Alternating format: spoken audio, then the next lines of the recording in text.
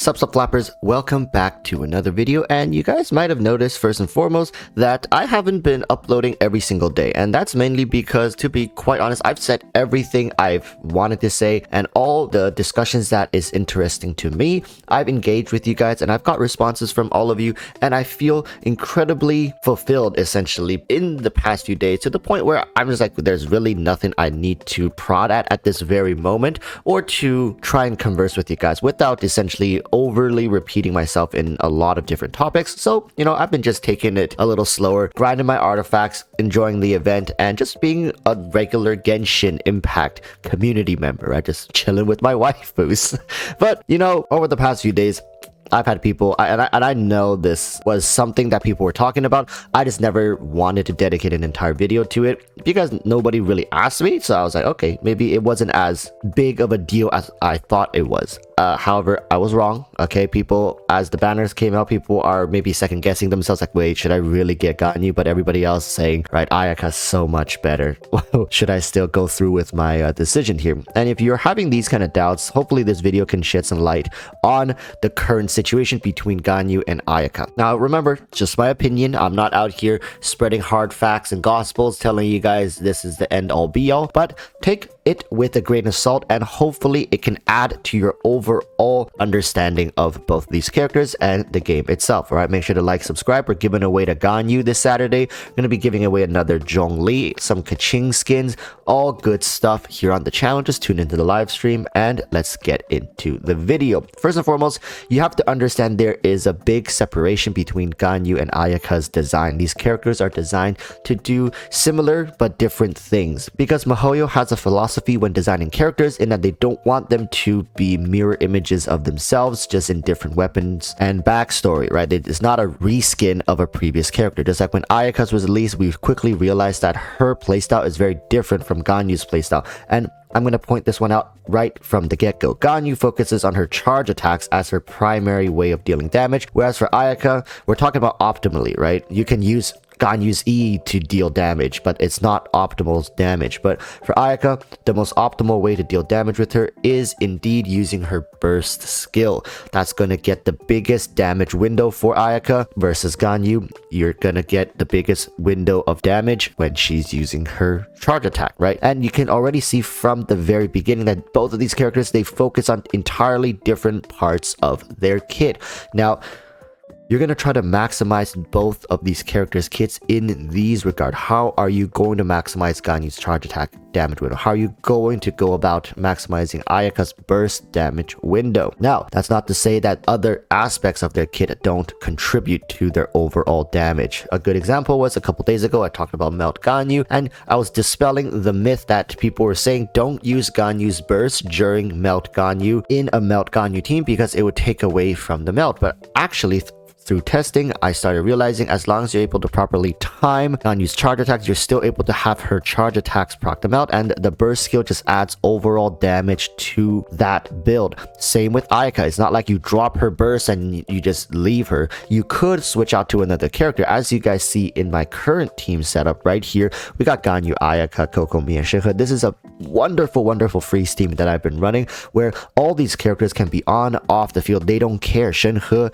burst stays on field when she's off. Ayaka's burst stays on field when she's off. Ganyu's burst, like Kokomi's jellyfish, right? And a lot of these characters have strength that actually lean into each other in these teams. But the biggest separation between Ganyu and Ayaka is how they deal damage. And of course, in different scenarios, they're going to outperform each other. So currently in the Abyss, Ayaka is favored more because Venti essentially can't group a lot of these mobs together. There are other ways to get these mobs to group together, but Ganyu's biggest advantage prior to Ayaka's release was the fact that Venti was able to group all these mobs together, and Ganyu's burst icicles were able to multiplicatively stack on the mobs. Essentially, if you're able to get every single one of her, I believe, 43 icicle that falls to hit in a singular spot. The damage scaling was somewhere in the 2000% area. All right, so if you guys don't believe me, go do the math yourself, but it was around 2000% scaling if you got every single icicle to hit in one spot, hitting all the enemies. That is Eula C6 levels worth of scaling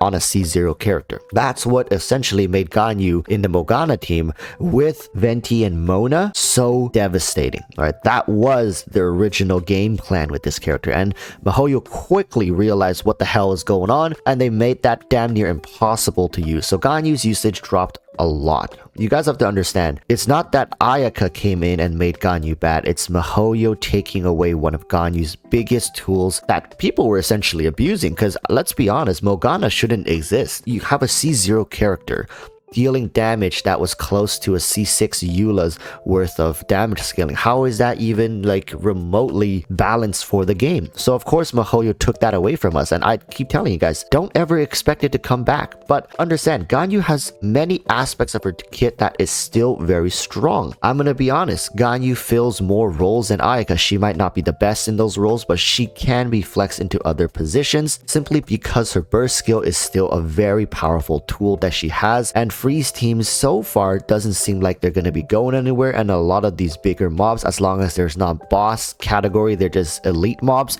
you are able to still freeze them. And if you do have a Kokomi, Ganyu's burst is going to offer that wide range area coverage, so it doesn't matter where they are, you are going to be able to tag them with that cryo application, and you just need them hit them with the hydro afterwards. With Kokomi, it's pretty easy. All right, but freeze isn't really a damage dealing reaction, so you're still going to rely on Ganyu's charge attack if you want her to be the center of your freeze teams, which when it comes to damage, Ganyu doesn't really lack that much. Now let's talk about Ayaka. This is the part where people oftentimes chime in like, well, Walrus, if it comes to damage window, Ayaka outperforms Ganyu every day of the week. And you are correct. If we're talking about singular or even two enemies, Ayaka's burst, as long as she's able to get a full burst on them, completely smashes Ganyu out of the water. It's because Ganyu's load up time and wind up time, right, is so long. Ganyu's damage is more back loaded as opposed to Ayaka's, which is front loaded.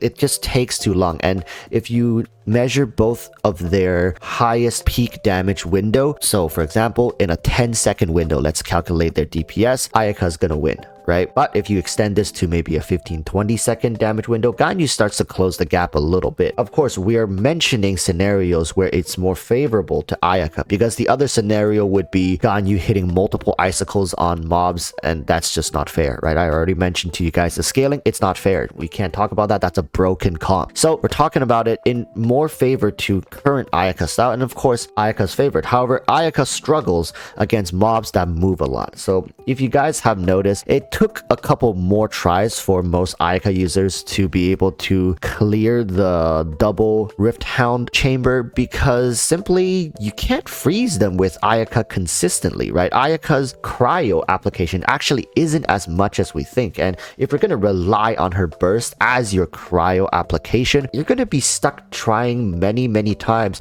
to make sure you get that perfect burst angle to hit both wolves while they already have hydro applied on them. So at the end of the day, Ayaka's in a freeze team is more reliant on her normal and charge attack to apply cryo to maybe 1-2 units at best. If you're talking about like 5 units all standing in different positions, making a hexagon or some stuff like that, it's gonna be difficult for Ayaka to reach all of them, and you're gonna be dashing around chasing them. It's inefficient. There are different scenarios where both of these characters are going to be very powerful for countering certain lineups for the Abyss, right? And that's by design for MiHoYo. Of course, they cover for each other's weaknesses because that's what they essentially were designed to be like. MiHoYo, remember, doesn't really want you to get new characters because they out DPS the old characters. They want you to get new characters because they outperform older ones in different scenarios, newer scenarios created by MiHoYo.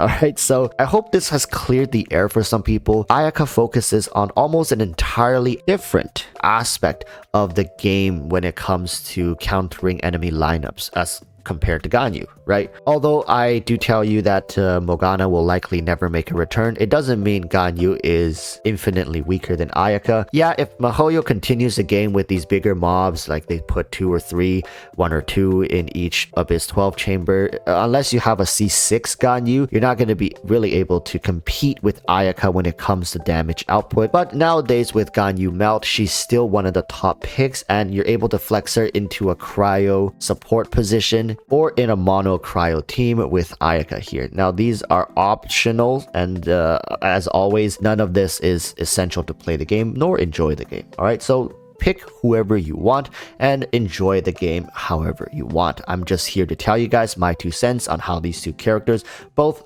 compete and complement each other.